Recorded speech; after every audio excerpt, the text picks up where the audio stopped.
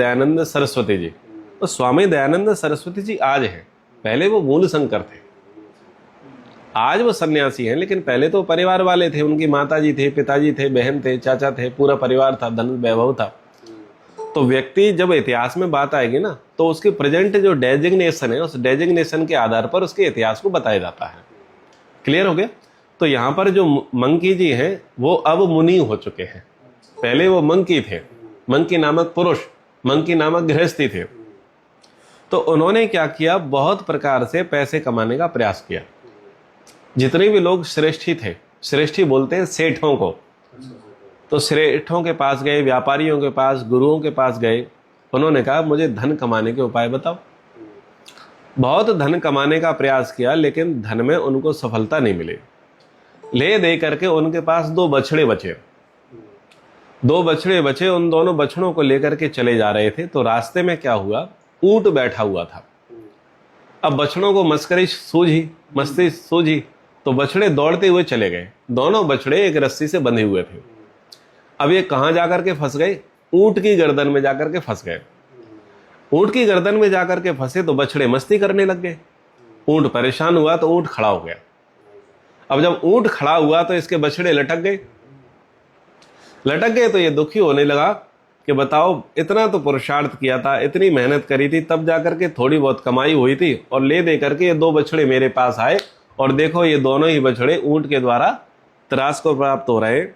वो कहता है कि मनुष्य कितना ही चतुर क्यों ना हो, कि यदि उसके भाग्य में धन नहीं है तो उसको धन मिलने वाला नहीं है। तो ये पूरी भूमिका वहां पर चलती है। बोले पहले भी मैंने बहुत प्रयत्न किया पैसा कमाने का, लेकिन सफलता कभी मिली नहीं। अनेक प्रकार के विघ्न मेरे कार्यों में आते रहे। ऐसा ऐसा वो सोचते रहा। अब यहां से उपदेश आरंभ होता है। वही उपदेश कि व्यक्ति अर्थ के लिए प्रयास कर रहा है, लेकिन अर्थ उसके जीवन में आता नहीं है, तो वो शोक ना करे, वो पॉजिटिव तरीके से, सकारात्मक रूप से अब चिंतन शुरू कर दे। तो यहां पर सकारात्मक रूप से चिंतन शुरू किया है, और मंकी जो मनुष्य है वो कौन बन जाता है, मुनि बन जाता है। तो यानी सोचने का तरीका बदला है। तो कह रहे हैं तस्मान निर्वेद एवेह गंतव्यः सुखम इक्षता सुखम स्वपिति निर्विण्णो निराशाश्चार्थ साधने। इसलिए सुख के इच्छुक मनुष्य को धन आदि की ओर से वैराग्य का ही आश्रय लेना चाहिए। धनोपार्जन की चेष्टा से निराश होकर जो विरक्त हो जाता है वह सुख की नींद लेता है। यानी पैसा कमाने का प्रयास करते हैं, लेकिन पैसा आपको मिलता नहीं है। नहीं मिलता तो आप दुखी होते हो। दुखी होते हो तो क्या करो, आशा को त्याग करके वैराग्य को धारण करो। धन की इच्छा करो ही मत। मतलब जिस चीज की प्राप्ति की आप इच्छा कर रहे हो, जिस चीज की प्राप्ति के लिए आप पुरुषार्थ कर रहे हो, और वो चीज नहीं मिलती है, तो क्या करोगे आप? दुखी हो गए, आत्महत्या कर लोगे। तो जीवन तो एक बार मिला है, दुखी होने की क्या जरूरत है, या आत्महत्या करने की क्या जरूरत है? सोचो, ये तुम्हारे भाग्य में नहीं है। एक ये सोचो, और दूसरा ये सोचो इसके पीछे पड़ने से कुछ भी लाभ नहीं होगा। अब हम अपना मार्ग बदल देंगे। अब हम अपने सोचने का तरीका बदल देंगे। अभी तक हम ये सोच रहे थे कि इसके प्राप्त करने में सुख मिलेगा, लेकिन इसके प्राप्ति की चाहना में हमें क्या मिला? केवल दुख मिला। इसका मतलब यह था कि हमारे भाग्य में नहीं था, और या हमारे प्राप्ति करने का तरीका गलत था, या हम डिजर्व नहीं करते। तो क्या करें? छोड़ दो, मुझे इसके पीछे नहीं जाना। क्यों नहीं जाना? कितने लोगों ने प्राप्त करके सुख प्राप्त कर लिया, मुझे तो नहीं मिला। पर जिनको ये मिल गया है, क्या वो लोग सुखी हैं? ऐसा सोचो। तो जब देखेंगे कि वो लोग सुखी नहीं हैं, तो फिर मैं क्यों दुखी हूं? छोड़ दो, छोड़ दो। तो इस प्रकार का चिंतन यहां पर शुरू होता है। यह कामान अनुयात सर्वाणि अचैतान केवलांश त्यजेत प्राण प्रापणात सर्व कामानां परित्यागो विशिष्यते। जो मनुष्य अपनी संपूर्ण कामनाओं को पूर्ण कर लेता है, और जो इन सब का केवल त्याग कर देता है, इन दोनों के कार्य में समस्त कामनाओं को प्राप्त करने की अपेक्षा उनका त्याग ही सर्वश्रेष्ठ है। चिंतन करता है।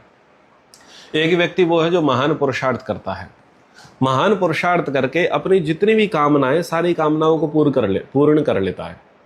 तो एक तरफ तो वो व्यक्ति है जिसने सारी कामनाएं पूरी कर ली, सुखी है, और एक तरफ वो व्यक्ति है जिसने त्याग दिया है। तो किसका सुख बलवान है? तो यहां पर कह रहे हैं जिसने त्याग दिया ना, उसका सुख बलवान है। जिसने प्राप्त कर लिया है उसका सुख बलवान नहीं है, क्योंकि प्राप्त तो आज किया है, लेकिन अर्जन रक्षण क्षय संग हिंसा दोष उस प्राप्ति में तो आएंगे। जो भी हमने वस्तु या व्यक्ति प्राप्त कर लिया है उसको मेंटेन करने की समस्या है, उस पर कोई दूसरा व्यक्ति क्लेम ना कर दे ये समस्या है, उसे कोई दूसरा चुरा ना ले ये समस्या है, और वो खराब ना हो जाए ये समस्या है। तो इनमें समस्याएं ज्यादा हैं, इसलिए त्याग ज्यादा ठीक है किसकी अपेक्षा? स्वीकारने के, कमाने के, इकट्ठा करने की अपेक्षा। अब वो खुद से बात करते हैं मंकी मुनि, और किसे संबोधित करते हुए? काम को संबोधित करते हुए। काम यानी कामना। अब वो स्वयं से चर्चा कर रहे हैं। व्यक्ति को स्वयं से चर्चा करनी चाहिए, उसको कहते हैं आत्म मंथन। स्वयं से चर्चा करेगा, स्वयं से प्रश्न करेगा तो उसे उत्तर मिलेंगे। समस्या क्या होती है? हम चर्चा बाहर करते हैं, प्रश्न बाहर पूछते हैं, तो बाहर के प्रश्न अलग होंगे, बाहर के उत्तर अलग होंगे, बाहर की चर्चाओं के प्रभाव अलग होंगे। लेकिन जब हम खुद से चर्चा करेंगे ना, वो हमारे ज्यादा काम की होगी। तो यहां पर मुनि मंकी किसी वस्तु से, किसी व्यक्ति विशेष से चर्चा नहीं कर रहे, वो खुद से चर्चा कर रहे हैं। और ये जो मेरे भीतर वासना जागृत हुई है काम की, यानी इच्छा की, वो सीधी अपने काम से बात करते हैं कि हे काम, हे कामनाओं के दास मन। मन किसका दास है? कामनाओं का है। तू सब प्रकार की चेष्टाओं से निवृत्त हो जा और वैराग्य पूर्ण शांति धारण कर। तू धन प्राप्ति के प्रयत्न में बारंबार ठगा गया है, तो भी उसकी ओर से तुझे वैराग्य क्यों नहीं होता? मन को समझा रहे हैं सबसे पहले कि बहुत प्रयास किया, धन की चेष्टाएं बहुत करी, अब नहीं करना, इनफ। अब इस चेष्टाओं से हमें दूरी बनाए रखनी है। कितना इस धन के पीछे भागेगा? इस धन से, इन कामनाओं से कुछ भी मिलने वाला नहीं है। और जितना तूने प्रयास किया, तुझे केवल और केवल ठगा गया, तू केवल और केवल छला गया, तेरे हिस्से में तो कुछ नहीं आया। कह रहे हैं कि ना पूर्वे ना अपरे जातु कामा नाम अंतम आपनुवन त्यक्त्वा सर्व समारंभान प्रति बुद्धो अस्मि जागृमि। पूर्व काल के यानी अभी से पहले के तथा पीछे के जो मनुष्य भी कभी कामनाओं का पार नहीं पा सके, अतः मैं संपूर्ण कर्मों का आयोजन त्याग कर सावधान हो गया हूं, अतः मैं पूर्णतः जाग गया हूं। यानी वो कहना चाह रहा है कि मुझसे बहुत पहले लोग हुए थे और मुझसे लोग बाद में होंगे। अभी मैं वर्तमान में हूं, तो भूत में भी पहले लोग थे और भविष्य में भी बहुत सारे लोग होंगे। मुझसे पहले जितने लोग हुए उनकी कामनाओं की तृप्ति आज तक नहीं हुई, और उन्होंने कामनाओं को पार नहीं कर पाया, उन्होंने अपनी इच्छाओं को पार नहीं कर पाया, कंप्लीट नहीं कर पाया, उनकी तृष्णा कंप्लीट नहीं हुई। तो मैं अब इनके पीछे नहीं पड़ूंगा। ये अंतहीन इच्छाएं हैं, ये अंतहीन तृष्णाएं हैं, ये अंतहीन वासनाएं हैं, मैं इनके पीछे नहीं पड़ूंगा।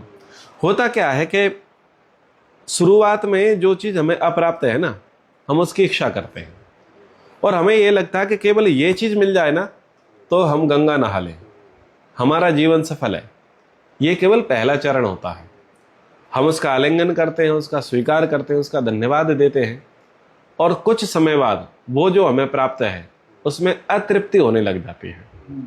फिर उससे हम दूसरी जगह पर बढ़ जाते हैं। जैसे उदाहरण के लिए आपका ही उदाहरण ले लेते हैं कि पहले गांव से निकलते हैं, एक बड़े शहर में आते हैं, तो गांव में रह रहे हैं तो गांव में अतृप्त स्थिति है कहीं ना कहीं।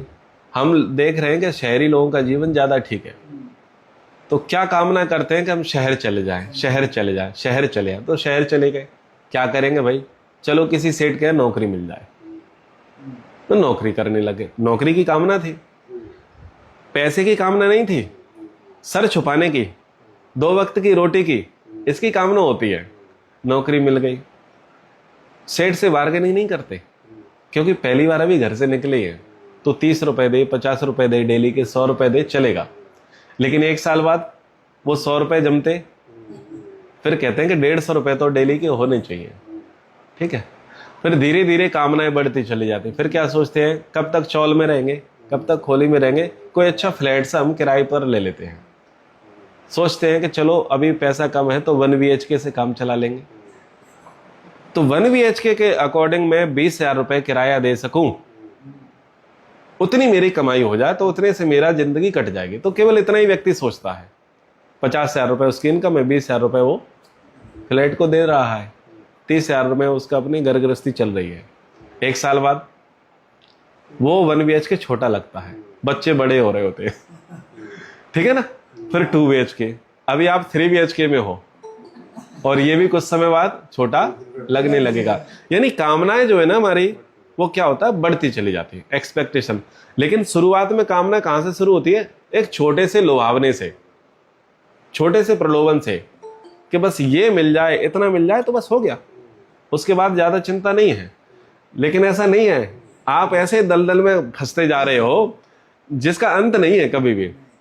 तो कह रहे हैं कि हमसे पहले के बहुत सारे लोग थे जो इस दलदल में फंसे थे, और अभी भी हम बहुत सारे लोगों को देख रहे हैं जो दलदल में फंसे हैं, और आगे भी लोग फंसेंगे। इस कामनाओं का पार कभी भी किसी ने नहीं पाया है। इसलिए मेरे मन, तू कामनाओं के पीछे मत भाग। तन में मनः शिव संकल्प मस्तु। हे मन, अब तो तू मेरा कैसा हो जा, कल्याणकारी बन जा, अच्छे संकल्पों वाला बन जा। आगे कह रहे हैं, काम जानामि ते मूलम संकल्पात किल जाए से, न त्वम संकल्पयिष्यामि समूलो न भविष्यसि। तो कहते हैं, हे काम, चर्चा किससे चल रही है, काम से चल रही है। हे काम, मैं तेरे मूल आधार को, मूल जड़ को जानता हूं, और वो मूल जड़ है संकल्प। संकल्पात जायते कामः। जो इच्छाएं हैं वो संकल्प से जागृत होती है, जो कामनाएं संकल्प से जागृत होती है। अब मैं संकल्प करूंगा ही नहीं। हम किसी वस्तु को प्राप्त करना चाहते हैं, किसी वस्तु की प्राप्ति में प्रयास करते हैं, ये कब होता है, संकल्प, इच्छा से। ये मेरे पास भी होनी चाहिए, मेरे पास नहीं है, सबके पास है, बस ये इच्छा आपके भीतर आ गई है। यहां कह रहा है कि मैं इस इच्छा को मार दूंगा, मैं इस इच्छा को उठने ही नहीं दूंगा, क्योंकि मैंने देख लिया है सुख नहीं मिलता। भाई इच्छा हम ऐसी तो करें जो सुख दे, ऐसी इच्छा क्या करें जो दुख दे, सिरदर्द दे। तो मैं ऐसी इच्छाओं को करना नहीं चाहता, मैं उस इच्छा को मार दूंगा, मैं वैसा संकल्प करूंगा ही नहीं। इसलिए वेद में प्रार्थना करेगी, तन में मनः शिव संकल्प मस्तु। यानी मन मेरा संकल्प करे कौन सा, शिव। शिव यानी कल्याणकारी, शुभ। ऐसे संकल्प करे जो परिणाम में सुखकारी हो। हम जितने संकल्प करते हैं वो शुरुआत में अच्छे हैं, करते समय अच्छा लगता है, उसकी प्राप्ति में अच्छा लगता है, हम सेलिब्रेट करते हैं, लेकिन परिणाम में दुख है उसके। बोले हम ऐसे संकल्पों को करेंगे जो परिणाम में सुखकारी हो। अब उसके लिए होता क्या है कि हमारे बस की नहीं है बात कि हम अकेला कर सकें। इसीलिए परमात्मा से प्रार्थना करेंगे, तन में मनः शिव संकल्प मस्तु। मेरे बस की नहीं है कि मैं अपने मन को इतना पॉजिटिव बना सकूं, इतना बढ़िया बना सकूं, मैच्योर कर सकूं। उसके लिए तो प्रभु आपकी ही मुझे आवश्यकता है। आप मेरे मन को ऐसा बना दो कि मैं शुभ संकल्प वाला बन जाऊं। तो जब मेरे संकल्प शुभ होंगे, मेरी इच्छाएं शुभ होंगी, तो मेरा कर्म शुभ होगा। जब कर्म शुभ होगा तो उसका फल भी शुभ होगा। और मैं एटलीस्ट चाहता क्या हूं, शुभ, भला, कल्याण, सुखी तो चाहता हूं। वो किस पर आएगा, जब आपकी इच्छाएं अच्छी होंगी। अच्छी इच्छाएं अच्छा सुख देंगी और बुरी इच्छाएं बुरी सुख देंगी। हाँ, एक है संसार की इच्छा, दूसरी है संसार पति की इच्छा। संसार की जो इच्छाएं हैं वो परिणाम में दुख देंगी, 4। हाँ, संसार की जितनी इच्छाएं उसमें पहला सुख है, लेकिन एक सुख के साथ बाय 1 गेट 4 फ्री। परिणाम, ताप, संस्कार, गुण, वृत्ति, विरोध, ये है संसार की इच्छा की समस्या। लेकिन संसार पति की इच्छा करेंगे तो बाय 1 गेट 1 फ्री। ईश्वर की इच्छा करेंगे और मुक्ति फ्री। ठीक है ना। तो वहां पर परिणाम में हमें सुख मिलेगा, लेकिन संसार में परिणाम में सुख नहीं मिलने वाला। वहां पर हमारे डिजायर, हमारी इच्छाएं, हमारी एक्सपेक्टेशन जो है ना दिन प्रतिदिन बढ़ती चली जाती है और हम बहुत ज्यादा मटेरियलिस्टिक होते चले जाते हैं, भौतिकवादी हम होते चले जाते हैं। तो ये कह रहे हैं मन तू सुधर जा, तू कामनाओं के पीछे मत भाग। इहा धनस्य ना सुखा लब्ध्वा चिंता च भूयसी लब्ध ना से यथा मृत्युर्लब्धम भवति वा ना वा। धन की इच्छा सुखदायिनी नहीं है। धन की प्राप्ति पर उसकी रक्षा आदि के लिए बड़ी भारी चिंता बढ़ जाती है। यदि धन की प्राप्ति होकर वह नष्ट हो जाए तो मनुष्य को मृत्यु के समान ही भयंकर कष्ट होता है तथा पुरुषार्थ करने पर भी धन मिलेगा या नहीं यह निश्चित नहीं है। तो कह रहे हैं कि धन की इच्छा जो मैं कर रहा हूं वो मेरे लिए सुखदायी नहीं है। कॉन्सेप्ट आपको समझ में आ जाना चाहिए। अंगूर खट्टे हैं, एक व्यक्ति प्रयास कर रहा है और प्रयासों में उसे सफलता नहीं मिल रही है, तो उसके लिए समझदारी क्या है? अंगूर खट्टे हैं। व्यक्ति पैसा कमाना चाहता है, ठीक है, पॉलिटिक्स में है और टिकट प्राप्त करना चाहता है, विधायक बनना चाहता है, व्यक्ति सिविल सर्विसेज की तैयारी कर रहा है, आईएएस आईपीएस बनना चाहता है, बहुत प्रयास कर रहा है लेकिन वो नहीं मिल रहा है, तो वो क्या करे? ये करे, इसमें सुख नहीं है। आईएएस आईपीएस बन करके नालायकों का चरण सेवक बनना पड़ेगा। ऐसे देखो, नालायक कौन? नेता, अनपढ़ गंवार जाहिल, हिस्ट्री सीटर, क्रिमिनल, ऐसे लोग नेता मेरे सिर पर शासन करेंगे और करप्शन तंत्र पूरा भ्रष्ट है, तो मैं तो सुख से रह नहीं पाऊंगा और कई लोगों के खिलाफ मेरा गलत डिसीजन हो जाएगा। हैं? गलत डिसीजन हो जाएगा तो भाई मेरा तो परिवार बर्बाद हो जाएगा, मेरा तो जीवन खराब हो जाएगा। तो अब चूंकि वो आईपीएस बन नहीं पा रहा है तो वो ऐसा सोचे, ठीक है ना? देखो, दृष्टि बदलेगी, नजरें बदलती है, नजारे बदल जाती है, सोचने का तरीका बदलना है यदि सुखी होना है तो। ऐसे पार्टी में लंबे समय से हम ग्राउंड वर्कर थे लेकिन हमको वोट टिकट नहीं मिला। 20 वर्षों से हम पार्टी के कार्यकर्ता रहे, वफादार। अब क्या सोचो, विधायक बनेंगे, गालियां खाएंगे, हर किसी के आगे झुकना पड़ेगा। मैं जो अच्छा काम करना चाहता हूं वो मैं कर नहीं पाऊंगा क्योंकि मेरे ऊपर जो मंत्री बैठे होंगे वो प्रेशर देंगे। मैं तो चाहता तो हूं कि योजनाएं समाज में फलीभूत हों, पर मेरे जो सचिव होंगे वो घूस लेंगे, जो विधायक होगा, जो सीईओ होगा, जो जनपद अध्यक्ष होगा, जो सरपंच होगा, वो कहीं ना कहीं बिना घूस लिए काम, जिस ठेकेदार को दूंगा टेंडर वो भी कुछ न कुछ गड़बड़, गालियां मुझे मिलेंगी। है, गलत तरीके से पैसा मेरे पास आएगा और मेरा परिवार नष्ट हो जाएगा। तो यानी अब वो क्या करे? नेगेटिव मोटिवेट हो गए क्योंकि इसमें अब कुछ होने वाला है नहीं, लाभ मिलने वाला नहीं है। तो ऐसे ही यहां पर मंकी मुनि नेगेटिव मोटिवेट होना सिखा रहे हैं। आपने प्रयास किया, पुरुषार्थ किया, नहीं मिला पैसा, तो रो मत या सुसाइड मत करो या अपने आप को हीन तुच्छ मत मानो। क्या करो? उसी काम को तुच्छ सिद्ध कर दो। क्या गजब की बात है। जिसको आप प्राप्त करना चाह रहे थे उसी को आप क्या मानो? यही छोटा है, ये डिजर्व नहीं करता मेरे, मैं इससे ज्यादा डिजर्व करता हूं। तो ऐसे अपने आप को मोटिवेट करो, अपने आप को समझाओ तो दुख से दूर। लोग सबसे ज्यादा अवसाद में क्यों हैं? तनाव में क्यों हैं? लोग ये मानते हैं कि ये वस्तु या व्यक्ति मेरे जीवन में आएगी तो ही मैं कंप्लीट हूं, तो ही मैं सुख से रह सकता हूं, और यदि ये वस्तु और व्यक्ति मेरे जीवन में नहीं आई तो मैं सुखी नहीं रह सकता। ये उसको क्षणिक रूप से लगता है। उसको लगता है वस्तु मिल जाएगी तो जीवन सफल, व्यक्ति मिल जाएगा जीवन सफल। ना भाई, इसके बाद बहुत लंबी कहानी है। अभी तो एक वस्तु या व्यक्ति को प्राप्त करना चाहता है, उसके साथ ना जाने तो ये कितनी चीजों को एक्सेप्ट करना पड़ेगा। जैसे कि